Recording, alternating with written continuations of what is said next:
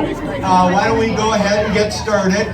You know, before I introduce myself and get into some of the talking points I have this afternoon, you know, one thing that I'm learning from this event is the Ramsey County leadership, they better wake up and pay attention. I'll tell you what, you know, when Gus and I jumped into this bargaining unit, I didn't see this happening. You guys have built up a lot of excitement, you're organizing, and you're paying attention. You're making sure that your voice is heard. So good job, and we're excited to be right alongside you.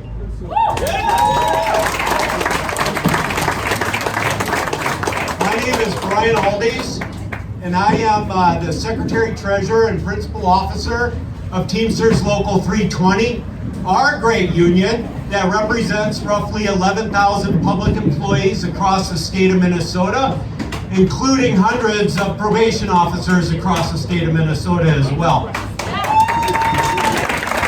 I want to welcome everybody. I want to welcome the members of the press, and I want to thank you all for coming. I also want to introduce and thank your negotiating team, our negotiating team, for taking the time, putting the energy and effort, and putting this together. Nancy Crawford.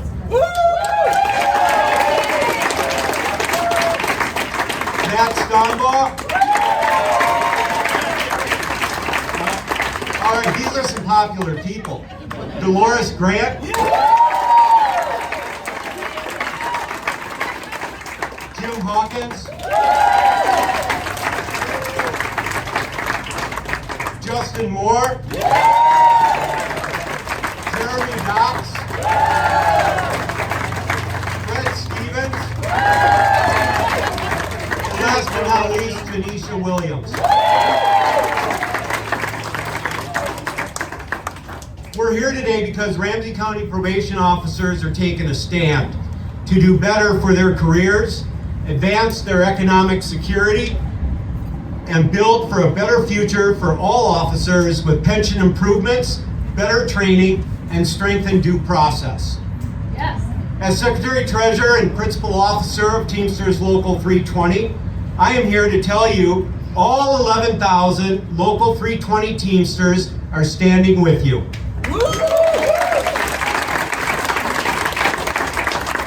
I'm also the Secretary Treasurer of Teamsters Joint Council 32. Joint Council 32 is an umbrella organization for Teamsters, all Teamsters in Minnesota, Iowa, North Dakota, and South Dakota. And I'm here to tell you that all Teamster local unions in Minnesota and throughout Joint Council 32,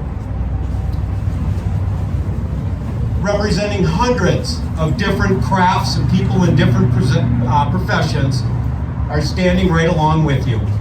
I'm also proud to announce that if push comes to shove, all Teamster members in the probation unit are covered by a multi-million-dollar strike fund. And many of you not know that, but last I heard, your Teamsters International Union, our great union, has about $350 million in its strike fund.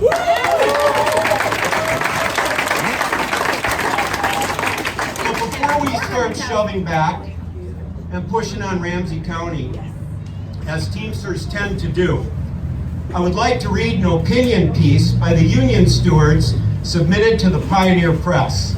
So give me just a second, and I'm going to go ahead and read a few paragraphs of the op-ed that was written. This week is Probation, Parole, and Community Supervision Week. It's a time to recognize the professionals who are responsible for supervising adult and juvenile offenders in the community. The duties of these agile professionals are essential to the criminal justice system, public safety, and for the rehabilitation for our offenders. Yet, there have been no presidential proclamations, ceremonies of note, or flag waving to honor these brave officers. They wear the forgotten badge. After an offender is convicted, depending on the particular conditions of sentencing, a probation or parole officer is assigned for the purpose of supervising the offender's conduct in society. According to the American Probation and Parole Association, 3,745,000 Americans are under the supervision of a community corrections program. The Minnesota Department of Correction lists over 110,837 Minnesota offenders under community supervision.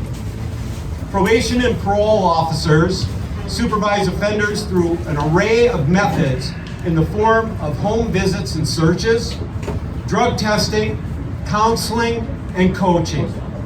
When combative situations arise, probation and parole officers can use force to disarm or restrain an offender without relying on defense tools, such as firearms and tasers.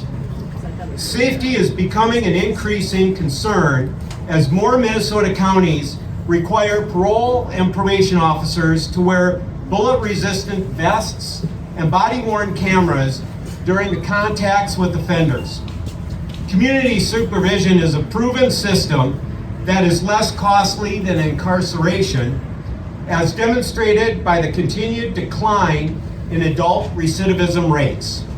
Probation and parole officers should be treated with the same dignity and respect on the job and in retirement as other officers or personnel in law enforcement or corrections.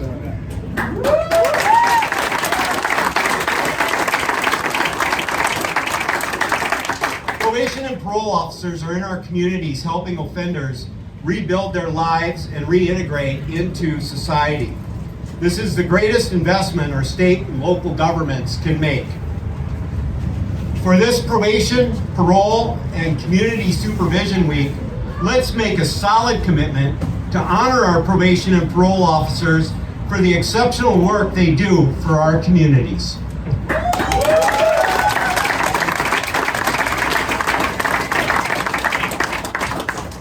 Now I want to turn it over to the negotiating committee and steward Matt Stomba to discuss this program.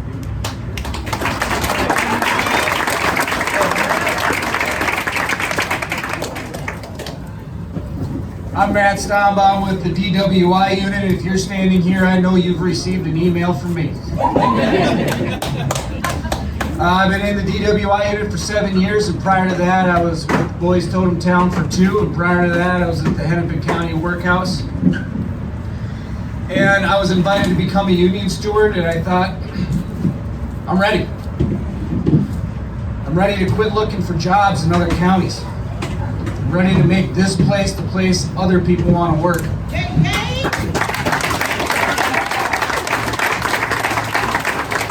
Ready to stand on the shoulders of giants from the stewards that came before us. Our business agent, Gus.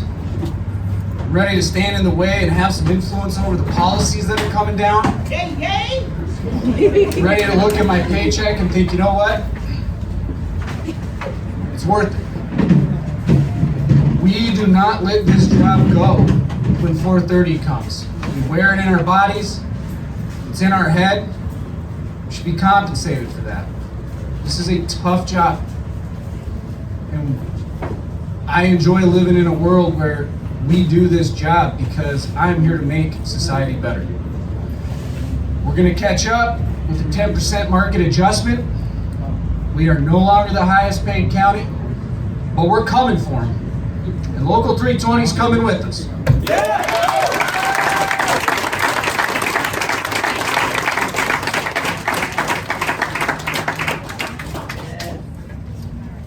Thank you. I am Nancy Crawford. I have been with Ramsey County for 25 years. I work in the only civil division of our Community Corrections Department, which is domestic relations. In domestic relations, we work with families who are going through custody and parenting time and trying to help parties resolve their matters without having to go to trial. When they do have to go to trial, we write reports for judges to help them make those decisions about children. I'm going to speak today about due process. I became a union steward just a few months ago, and I have represented a number of people already in this process who have faced disciplinary allegations by Ramsey County. Our probation officers have very little faith in the discipline system that Ramsey County is currently being presented to us. Our leadership does not approach us in a fair or objective manner. We are looking at trying to change that grievance process from I think we have 4-step process to add in a mediation. The first 3 steps when you receive a disciplinary action with Ramsey County are still controlled by the person who's issuing the reprimand. It's been my experience that we have lacked the opportunity to have coaching, just a simple conversation to resolve things. We haven't had any oral reprimands. We've gone straight to written reprimands, which then become a part of your HR file as long as you are employed by Ramsey County. We find this to be very punitive. We find it to be unacceptable, and we are trying to make changes with the grievance process. If we are able to add in mediation as one of the steps, the state mediation services has a 90% resolution rate, and we feel like many of the issues that have been brought to our employees could easily be resolved just through a simple conversation, maybe through some coaching, maybe even an oral reprimand, but jumping straight to a written reprimand and a punitive approach is just no longer acceptable for us.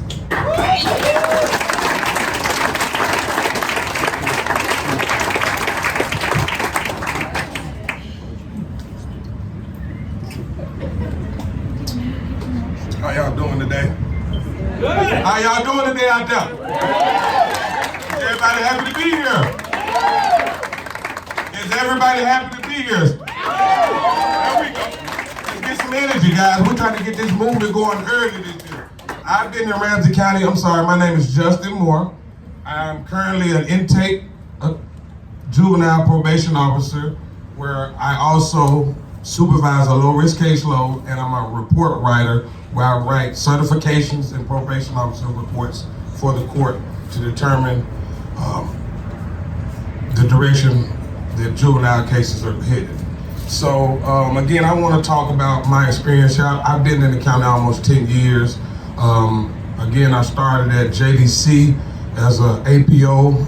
I then went to the adult intake unit as an APO as well, and now I'm back in the juvenile side and been a PO for almost 4 years. And I've never seen this much enthusiasm when it comes in terms of negotiation, guys. The togetherness. It's always been, a group over here, a group over here, this group doing what they're doing, that group doing what they're doing, and nobody kind of working as a team. And I just feel like Gus has lit a fire under the Teamsters and all the probation officers, and it's good to see a lot of faces out here today. Today I want to speak to career development and advancement, which has been a problem for agents here in Ramsey County. Recently, Ramsey County decided to start hiring for these different positions within corrections where you no longer need a degree, and just based mainly off experience.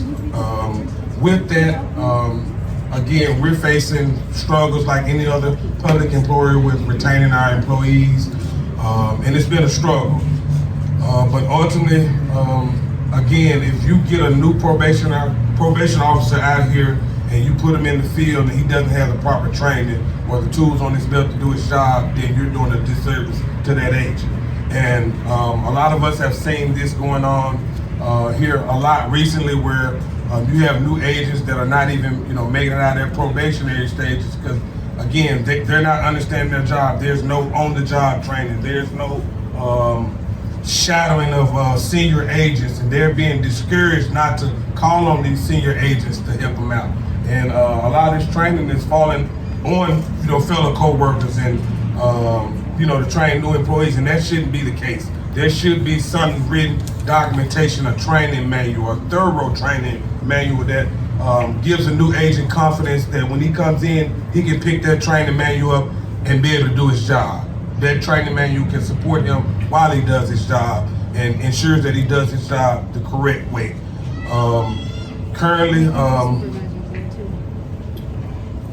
again, to speak, from a personal standpoint as far as career development, and I know some of you all out here in this crowd can speak to that too. It feels like you're fighting against a bear in terms of career development in Ramsey County. I had been in Ramsey County almost 6 years before I had even heard of the term career development. I was lucky that a more senior agent, pulled me to the side and, explained what career development was and the importance of it for me and my career advancement. And as a token of his appreciation, I always try to hand that down to new agents coming behind me to give them that knowledge, because again, if we don't share that knowledge with each other, they're not sharing it with us, guys. All right. So again, I thank you for your time.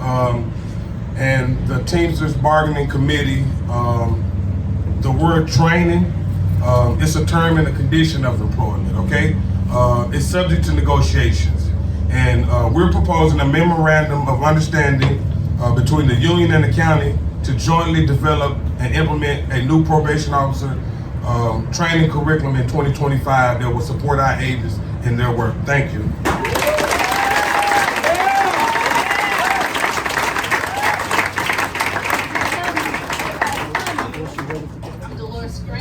I've been in Ramsey County for almost 24 years. Hey Dolores, I know you can talk louder than that.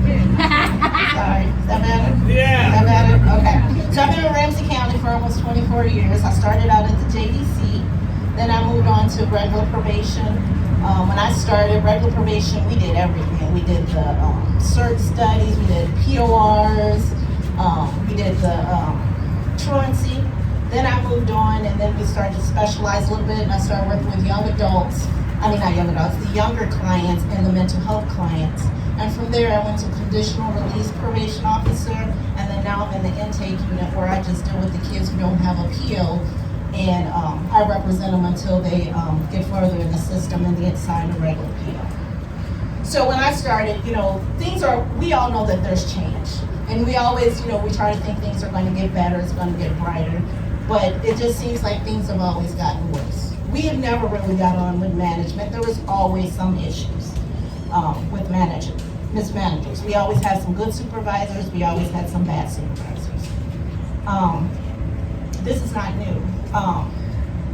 But I believe our issues started, because I'm talking about leadership, is when our lack of autonomy started to happen.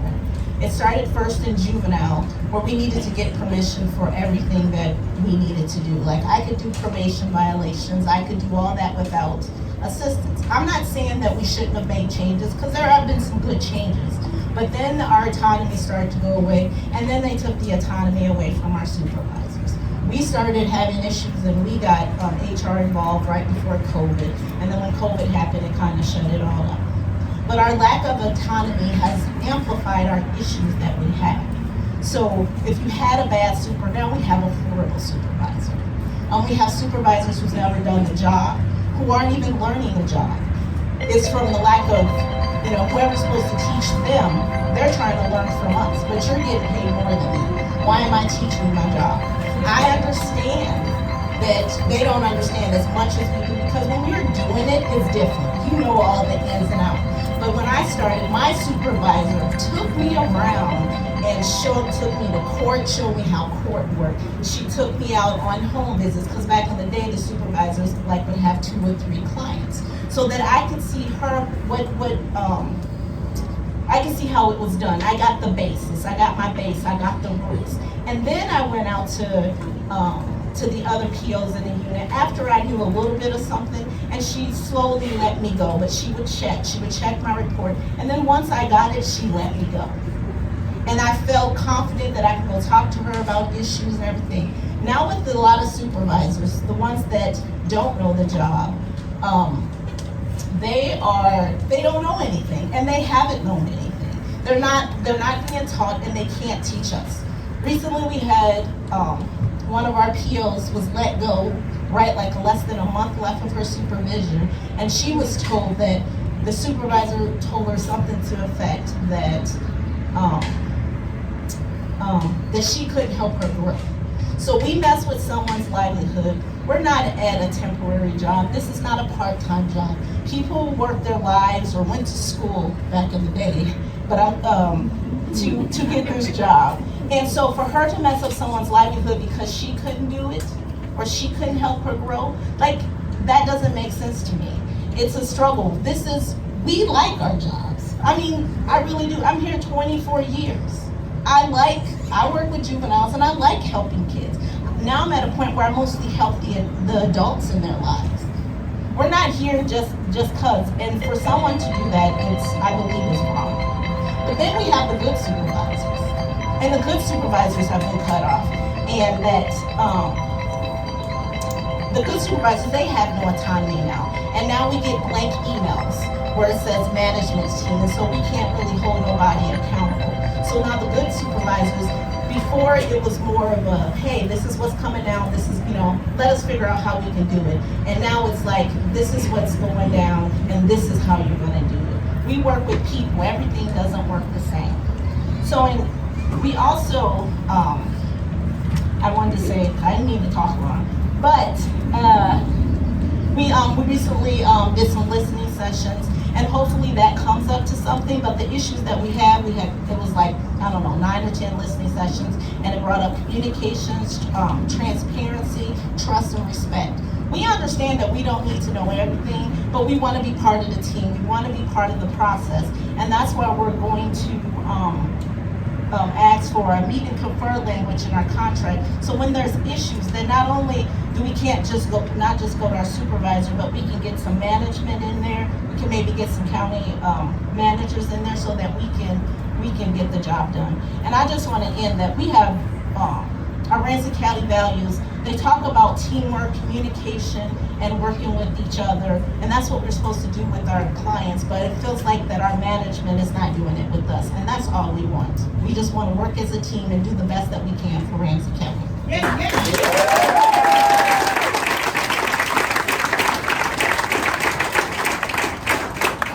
I guess can you hear me okay? Yeah. I guess it's fitting that the one talking about pension is the last of the negotiators to talk. So what a fantastic turnout. If you can, just to see this stretch of people here, when we put the call out, just to see this huge response of people and their families coming is just tremendous. So impressed. So thank you so much. Just to kind of, the other thing I was just going to say getting started is that I know there's some clowns out there in this group.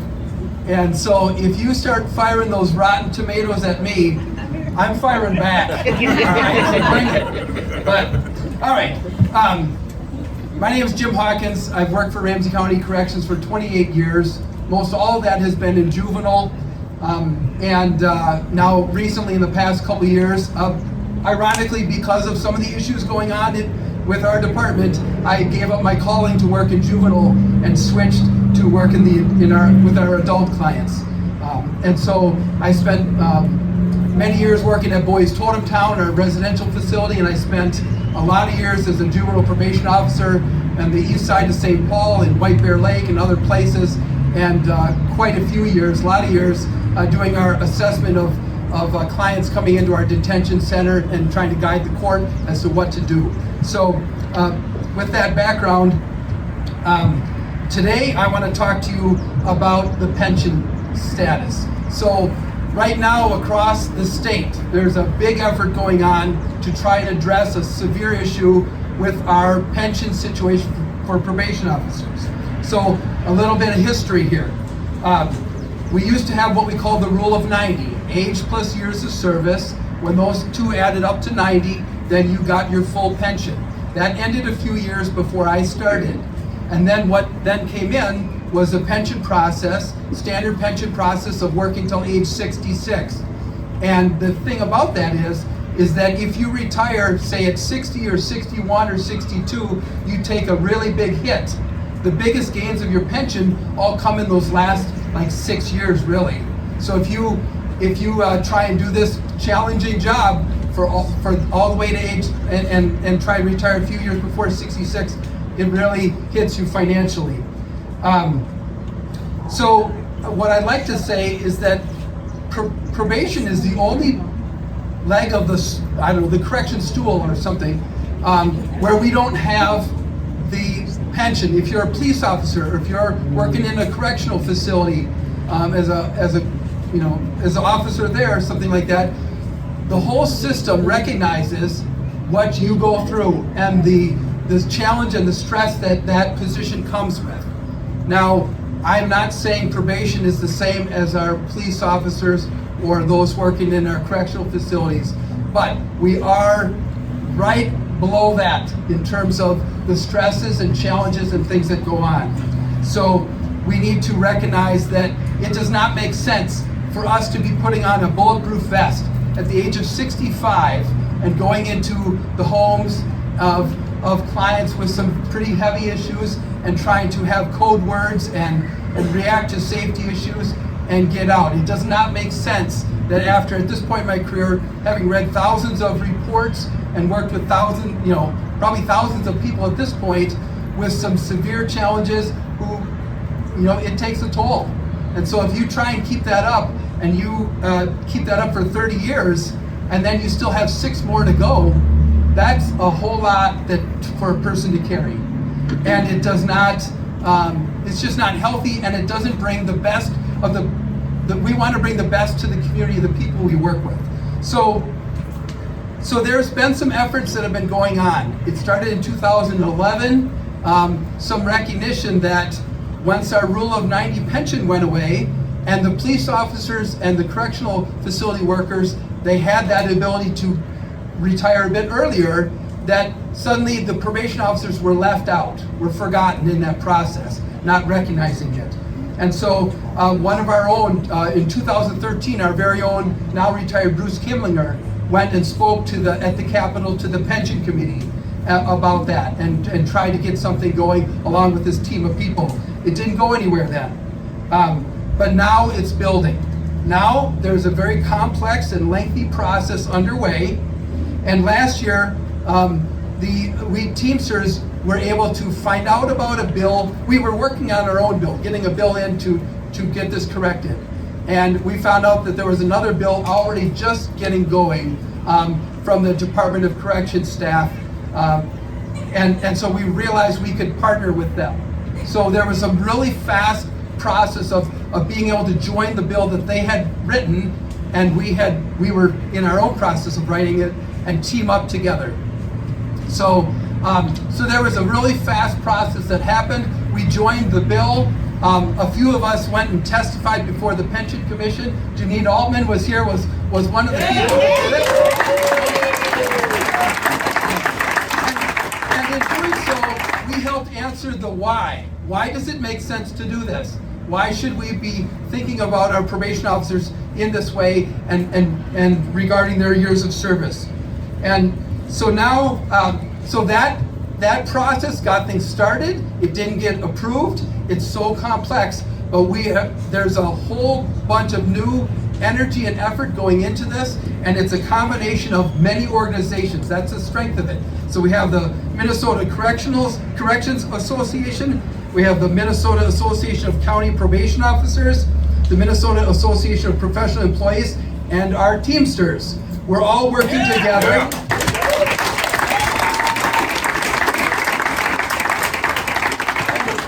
And so a new bill is being authored. The goal is to have it ready by November and to have it ready for the legislative session that I believe begins mid-January.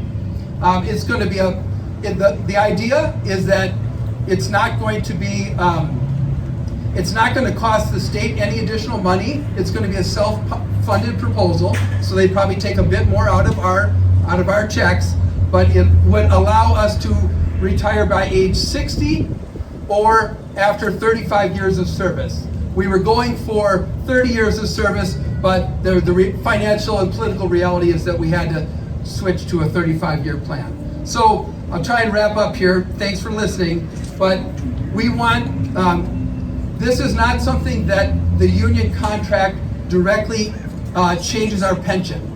The reason we're bringing it up in our pension, in our contract negotiation, is our request is that our county commissioners send, let me get my wording right here,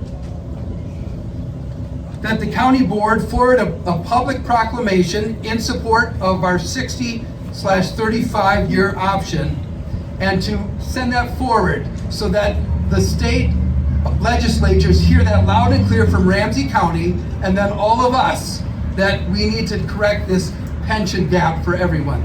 So please get behind that at the right time, and we will hit it hard from there. Thank you.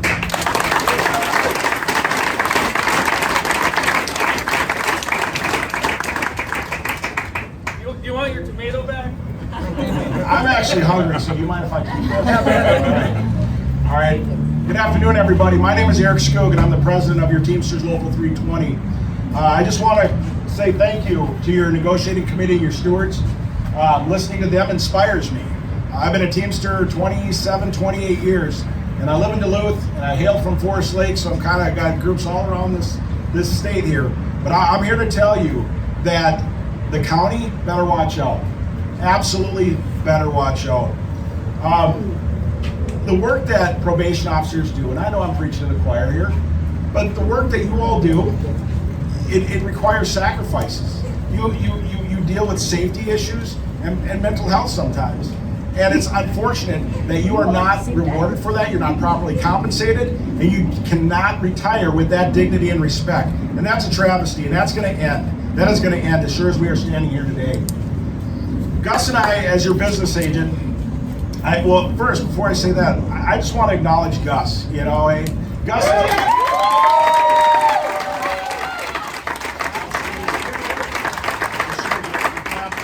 guys don't even make a sound when I'm talking. That's okay. That's good. I like it. No, but Gus is an unsung hero for all of you. Gus has come in. He's taken over this group. He's unified you like never before, from what I hear. And this is amazing, because when we get to the table, when we're at the Capitol, when we're talking about the 60-30, excuse me, 60-35, when we're talking about that, we need people like Gus. We need people like Brian Aldi's. We need people like Ed Reynoso, our political director. We need people that are standing up beside me and behind me, and all of you to come down to the Capitol to carry that message. Because I'll tell you, nobody, and I mean nobody, is going to tangle with the Teamsters, let alone this bargaining unit, as unified as you all are. Gus and I have been working together with your Secretary Treasurer Brian Aldi's to unify all Teamster probation units across the state of Minnesota. If all probation units are working together, we can make a positive, systemic change to your retirement, the regulations, and the laws. If we unite all these Teamster probation units, we can also unite all probation units in the state of Minnesota. We can organize the unorganized, and we can bring Teamster power to all probation officers, regardless of where you're at in Minnesota. You know, I stand in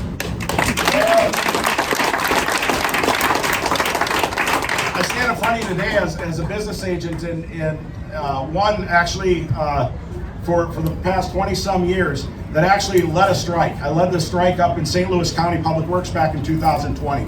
And I'll tell you what I found was we had some quote-unquote labor-friendly commissioners. They gave us some cheap talk. And we kept talking to them, and we kept going to our members. And our members, honestly, they weren't as united as you all are. And we took them out. We held them to task, and we walked out after keeping the roads clean. After a snowstorm, we went out, and we kicked the shit out of them. We absolutely did. 5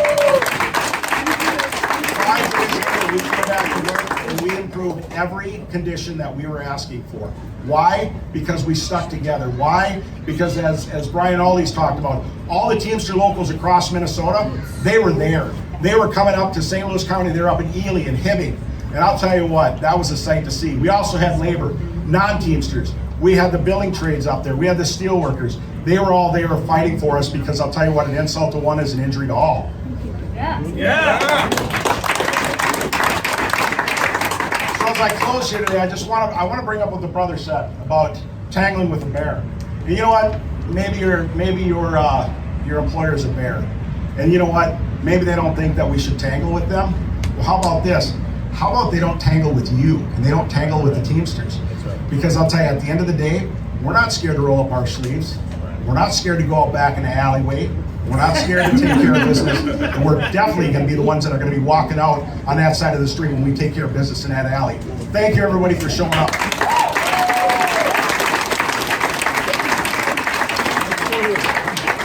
I'm Gus Froemke. I'm the business agent and representative for this group, and we're ready to take any questions.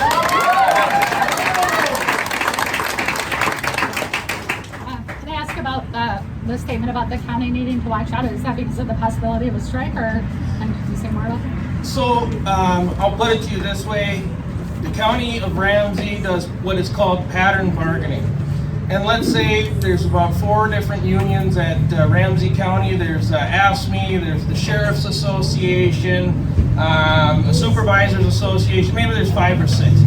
Once one of those groups settles a contract, what Ramsey County tries to do is impose those same terms and conditions on every other group. Yep. We're saying we will not do that. No. We will go to the wall and we will even file our intent to strike if they try to impose some other union's contract on us. Yep.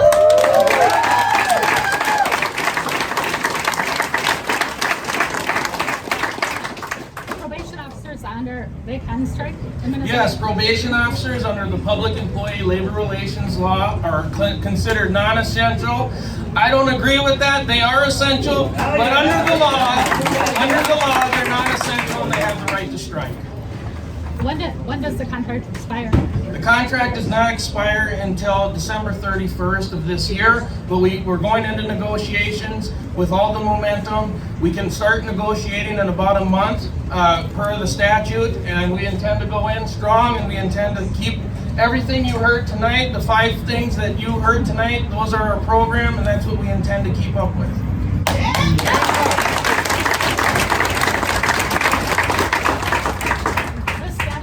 This is a gathering of members. Is it an event beyond the news conference? Was it a picnic or a get-together? Yeah. This was a get-together. This was a rally, and this was a news conference. Absolutely. This is the first time that I, as their business agent, has brought everybody together as a team, as a collective effort, and I am so proud to see everybody here. We actually were talking about maybe 50 people would show up, and then we got over 100 RSVPs. So we're really proud.